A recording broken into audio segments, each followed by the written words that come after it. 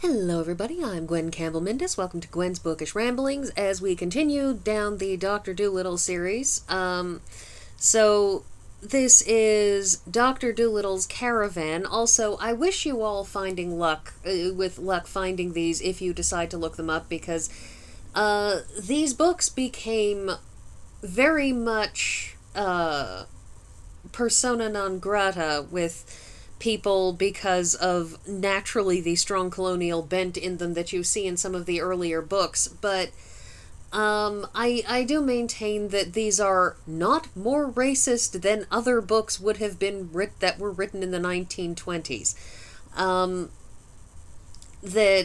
But I've talked about that before. We'll move on and talk about the fact that Dr. Dolittle's Caravan, these books were clearly not written in chronological order, because Dr. Dolittle's Caravan picks up right after Dr. Dolittle's Circus, and Dr. Dolittle's Circus picks up right after the Voyages of Dr. Dolittle, the story of Dr. Dolittle, so that the order of these books is, chronologically speaking, it's really, really kind of weird that you have book one should be followed immediately thereafter by book 4, then by book 6, then by book 3, I think, and then after book 3 you can finally move on to book 2 and then book 5. It's a weirdly ordered thing, and I don't know where the next book after this one is going to slot in, because this is something that, I read a very, very long time ago, the books from this series that I did read, and so this is kind of a walk down. I didn't even remember that, because I know I read a bunch of these. Anyways, so Dr. Dolittle's Caravan, the thing about Dr. Dolittle's Circus is it left off on effectively a cliffhanger, that Dr. Dolittle was going to stick with the circus a little bit longer because he had just been put in charge of it. The man, Mr. Blossom, who had been running the circus before, had decided that they had just made a whole whack of cash, and he was just going to pick up that cash and flee to parts unknown and do his own thing. So he took all the cash that they made and left the circus in the lurch. And so the Doctor took over and made it into a kind of a cooperative thing where everybody gets an equal share of the profits, but if the profits... Obviously, we're talking profits. That is, after you've paid for all of the expenses of the animals and things like that. And so, if things are doing well, then everybody gets an equal share of the profits, and if things are doing badly, then everybody doesn't get any money. But because the Doctor is an eminently fair person, he gets voted into the position because everybody at the circus at least knows that they can trust him to be trustworthy. So this kind of picks up after that. And you can see here is the this lovely little frontispiece, which is also on the cover, and the publication date. Once again, this was illustrated by Hugh Lofting, and once again, I will probably wax rhapsodic about these drawings because I just love the combination of stylization and style that he pulls. You look at this, and this is just so sharply odd as just an image, and it's like a dark night with a lightning storm, and there's just this single bolt of lightning. Some of these pictures, these illustrations, are just odd, and I just really, really like them. Anyways, the story goes that the Doctor he winds up buying a bird from a pet store, which is a bit of a travail in its way because, of course, it's the 1800s. Pet stores are not in any way legislatively regulated, And he really, really hates going by pet stores because, of course, the fact that he can talk to animals means that he can hear every single bit of misery in detail from every animal in a given pet store. And but he winds up buying a bird, and this bird is a marvelous, marvelous singer, and he comes up with the idea of creating a canary opera based on her life, sort of a biography of a bird in opera, or rather bird opera, because the whole thing is birdsong, that they come up with music for the birds to sing and lyrics in bird languages, and the whole thing is a very, very strange and, very Doctor Dolittle sort of endeavor. And they wind up putting it together and putting on the show, and the whole process of getting to the show is complicated because Pippinella is the name of our leading canary. She has to help the Doctor with casting and writing everything, and it's a whole thing. This is taken, of course, from part of her story because we get her biography quickly written out in the course of the early chapters of the book. And I didn't actually pick the pictures based on, illustrating what I'm talking about. I just, really, really like this black background thing that he's got going here is just really lovely. He may not be the world's greatest artist, but man, does he have a good eye for an interesting picture, does Hugh Lofting. So this is Pippinella getting caught in a blackberry bramble because during the course of her life story, she was born as a caged songbird, and there is a brief period in her life when she is a freed songbird, and, except that because she's been raised in captivity, she doesn't know anything about survival, so there's a whole thing of her having to survive stuff. Anyways, so during the course of various events, they wind up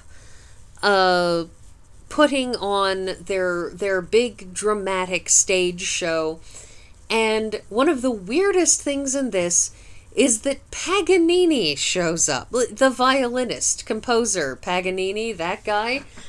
And the Doctor talks it in, because we just have this sudden appearance of Paganini in the course of this book, just out of nowhere. It's wild.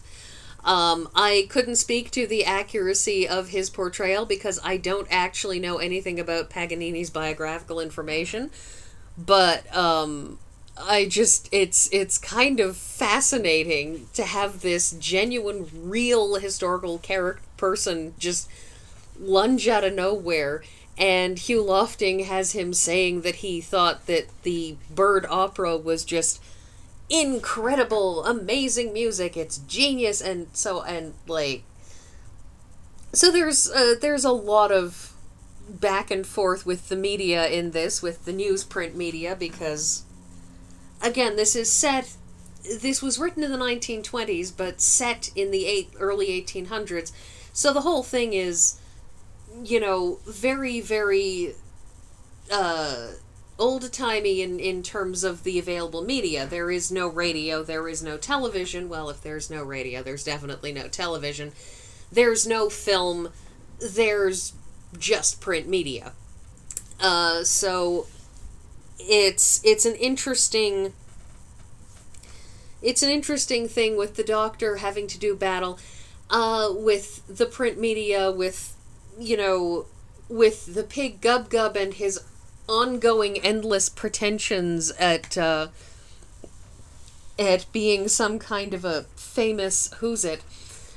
And this book is, much like the other books in this series, really, really interestingly similar to a biography in the way that people's lives don't have a beginning, rising action, climax, falling action, resolution. That's not how life works. People can have lives in which many interesting things happen, but the fact is that your life is a series of events that do not lead to each other in a neatly packaged literary fashion. It's not that there's no cause and effect. If I apply to go to university at New York State, and I get in and I go to New York State University, that's a series of events that are connected. There's clear cause and effect there, but it's not something where my going to university is leading to a literary presaging of what I'm going to be doing in future. It's not it's not a lesson of any sort. It's not a literary device. It's just what happens.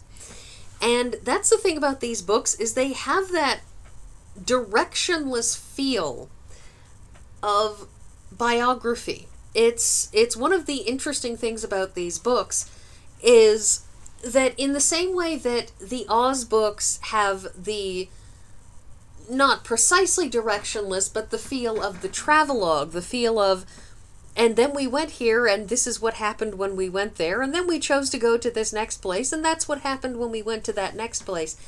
This has that feeling of, this all follows logically based on the Doctor's decisions, on the decisions of the people around him, and the fallout of those decisions, and how all of this works.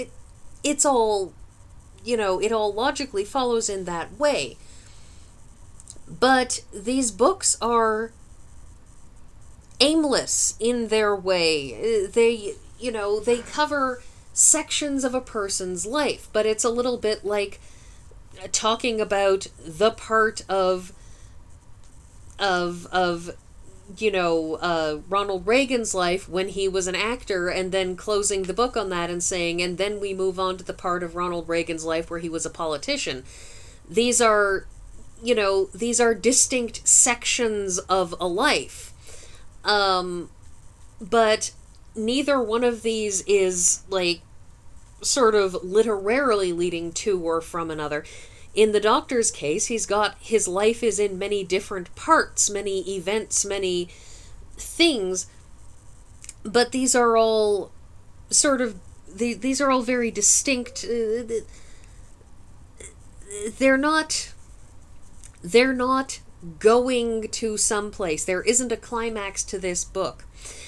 And that's part of its charm in a lot of ways, is that these are books that they feel like an actual biography. And it's a very, very interesting thing because, of course, that would make these kind of like mockumentaries, fake biography, Spinal Tap, except a little bit less over the top.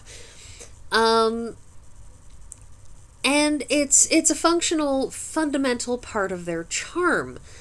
And yeah, I think that's all that I'm really going to say, except to once again point out how much I love these illustrations. Look at that reduced style of having this black background where he's just left, these white areas cut out in order to create the picture rather than drawing onto it. It's just, really, he's just got such a wonderful eye, evocative eye for these things. I love it. Just, he has these wonderful, wonderful pictures.